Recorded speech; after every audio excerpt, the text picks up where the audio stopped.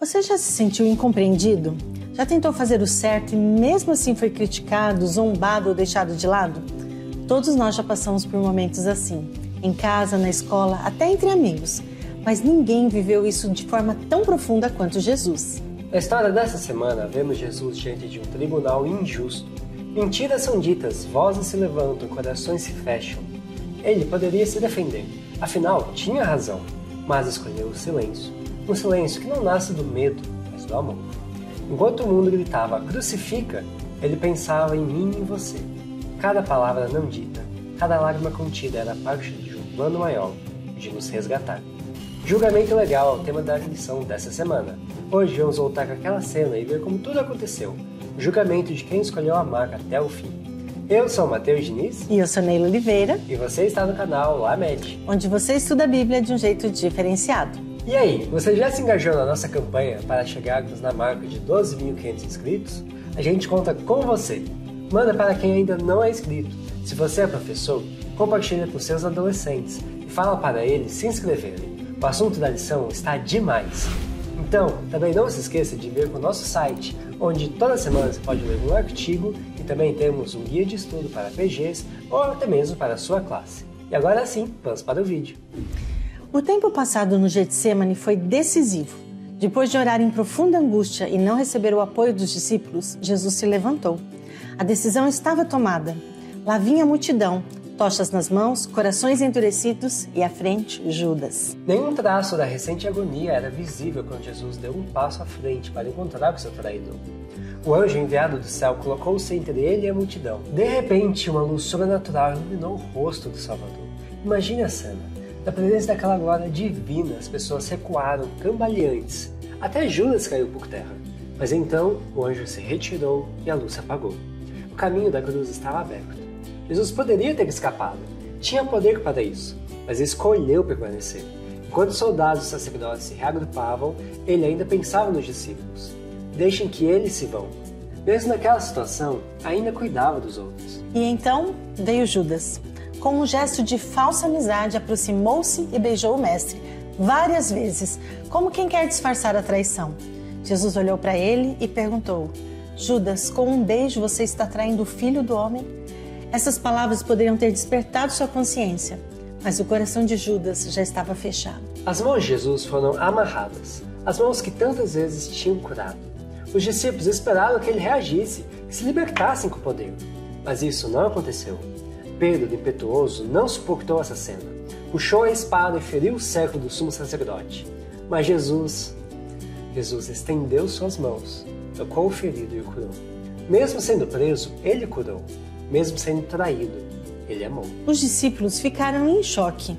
Como o mestre que ressuscitou mortos e acalmou tempestades podia agora se deixar levar?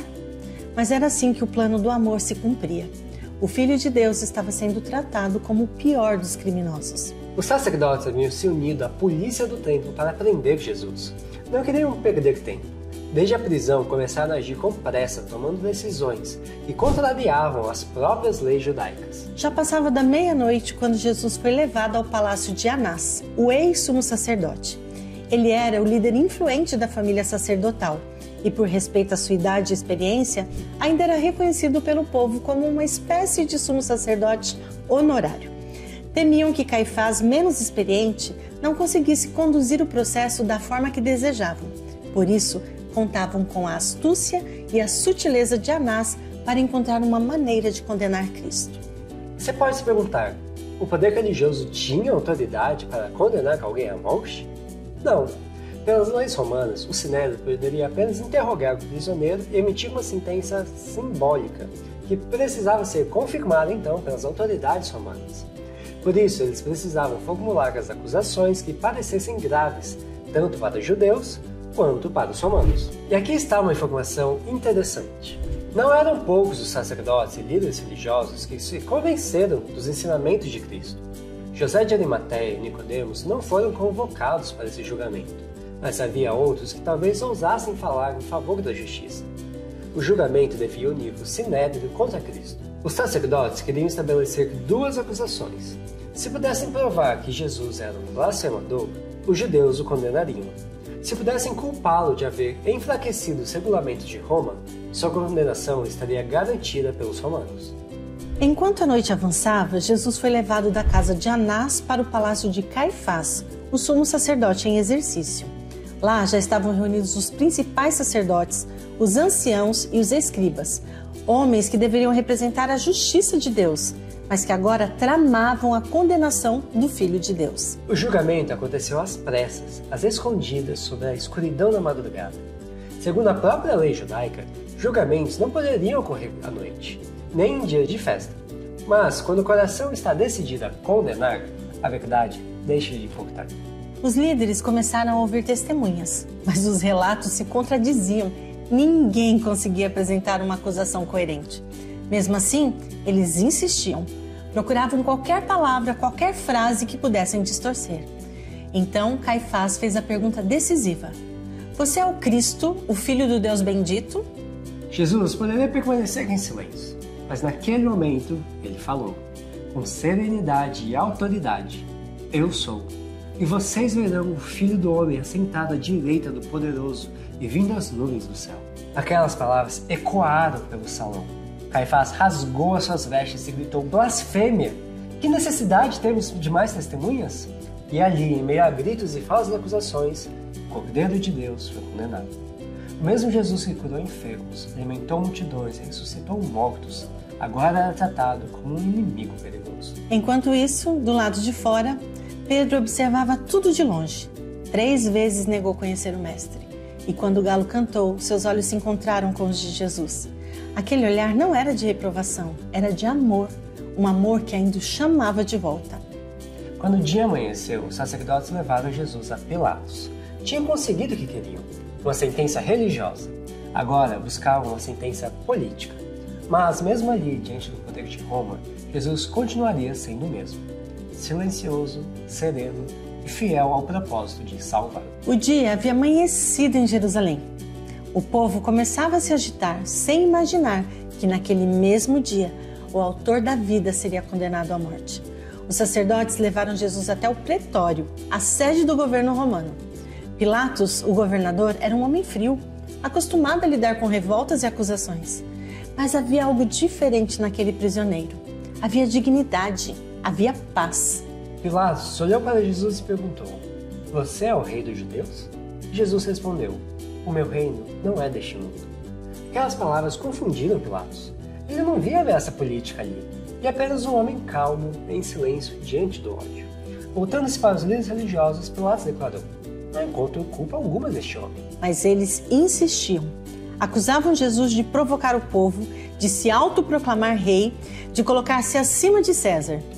Pilatos, tentando escapar da responsabilidade, enviou Jesus a Herodes, pois ele era da Galileia. Herodes ansiava por ver Jesus, esperava assistir a algum milagre, talvez alguma demonstração de poder. Mas Jesus permaneceu em silêncio. Não respondeu a uma só pergunta. O rei zombou dele, mandou vesti-lo com uma capa brilhante e o devolveu a Pilatos. O governador sabia que Jesus era inocente. Tentou libertá-lo. Mandou açoitar o Salvador, esperando que isso bastasse para acalmar a multidão. Mas a injustiça já havia tomado conta do coração do povo. Os sacerdotes incitaram as vozes. O clamor cresceu, ensurdecedor. Crucifica-o, crucifica-o. Pilatos hesitou, lavou as mãos diante da multidão e disse: estou inocente do sangue deste justo. Mas ninguém é inocente quando se cala diante da injustiça. E o Filho de Deus foi entregue nas mãos dos homens. O mesmo Jesus que poderia convocar legiões de anjos aceitou o silêncio. Não por fraqueza, mas por amor. Ele escolheu a cruz, para que eu e você pudéssemos escolher a vida.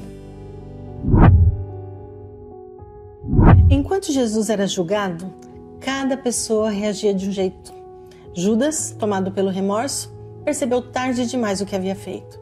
Tentou devolver o dinheiro, mas o vazio era maior do que o peso das moedas em suas mãos. Pedro chorou amargamente. Tinha negado o mestre, mas seu arrependimento o levou de volta para o perdão. Os sacerdotes, cegos pelo poder, não suportaram ver aquele que expunha sua hipocrisia. Condenaram o próprio Filho de Deus. Pilatos sabia que Jesus era inocente. Mesmo assim, lavou as mãos, tentando se livrar da culpa. Mas ninguém consegue se livrar da verdade. A esposa de Pilatos, perturbada por um sonho, implorou para que ele não participasse daquela injustiça.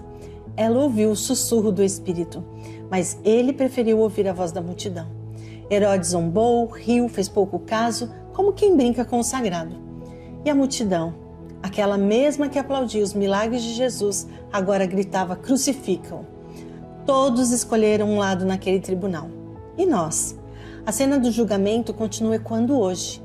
Cada um de nós também decide o que fazer com Jesus: ignorá-lo, zombar, ficar em cima do muro ou segui-lo com o coração rendido.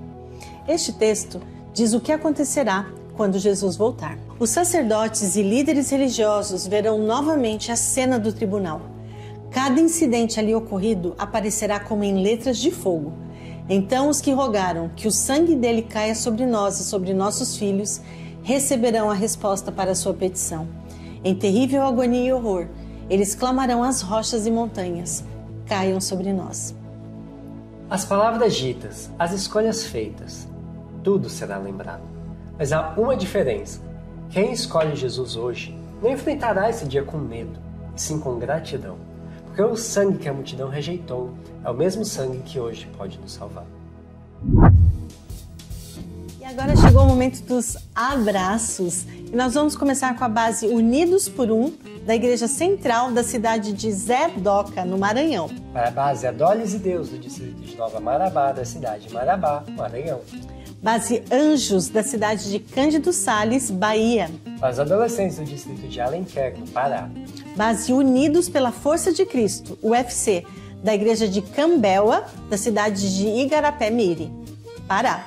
Para a base Herdeiros da Salvação, da cidade de Ponto Novo, Bahia. Base Resgatados por Cristo, da Igreja Central da cidade de Senhor do Bonfim, Bahia. Para os adolescentes do Clube de Desbravadores Oceano, da cidade de Arraial da Ajuda, Bahia. Base Os Profetas, da Igreja de Dona Lindu, da cidade de Lauro de Freitas, Bahia. Para os adolescentes da Igreja de Nova Tatuí, da cidade de Tatuí, São Paulo. Que bom que você ficou com a gente até o final.